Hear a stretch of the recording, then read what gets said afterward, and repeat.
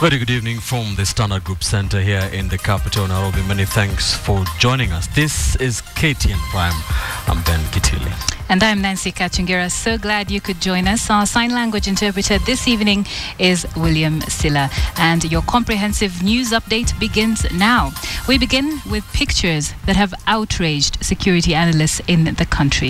It is a story of tens of police officers attached to top government officials who have now been reduced to non-security functions such as washing of cars while their principals are busy in offices.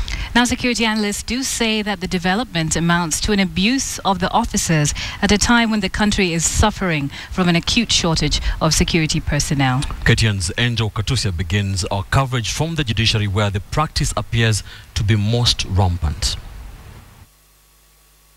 From terror attacks to tribal clashes and generally insecurity incidences in the country, police officers have been put on spot and blamed for laxity. Police bosses are on record saying the country's police force is overstretched with insecurity incidences in the country.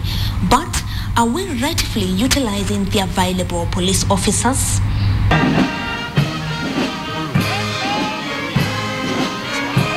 Generally, the role of any police officer will be to protect and to keep order, a mandate clearly stated in the Constitution and the police standing orders. But now, it appears that the officers attached to VIPs may be getting a lot more than they bargained for. This officer is part of the security detail of a top judicial officer. As the judges are busy working at the Supreme Court, the officer takes on a different role, one that experts say is not meant for him. Either your duties are close protection or driving for the VIP. Whatever duties you're assigned, really, they should stick to that, to the very letter, and not be made to wash the car when they are parked, the vehicle, and the VIP is about his business. These VIPs, whether they are government or private sector, should hire companies that can do cleaning for those vehicles, just like there are companies that clean their offices. But it is not one or two officers who are busy cleaning the cars here.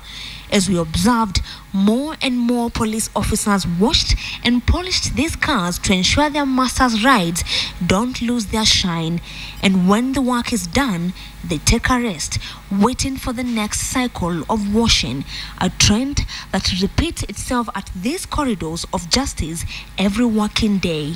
So you go shopping, with his children, go shopping with his wife, you clean up his car. Some also get abused by those spouses. These police officers may feel obliged to perform these side duties. Experts say most fear victimization. According to security experts, this is an abuse of the officers in a country where they could be working on ensuring the safety of the citizens, especially at such a time when the country has become vulnerable to incidents of insecurity. The recommended UN police officer to citizen ratio is one police officer to every 450 citizens. At one officer to slightly above 600 in Kenya, the government is still struggling to achieve the benchmark. We are far below the United Nations requirement of police and citizen ratio. That said, though, we shouldn't abuse the few officers that we have. We should put them to maximum use to fill up for the place that we are already overstretched. A 2013 report by a state agency indicated that by July last year, there were 5,000 police officers assigned to providing dignitaries with protection. The report had proposed that some of those officers be reassigned to provide security to citizens. The number of those needing police protection has more than doubled with the adoption of the devolved systems of government that has substantially increased the number of elected leaders. And washing cars is the last thing officers should be expected to do on a normal working day. Angel Katusia, KTN.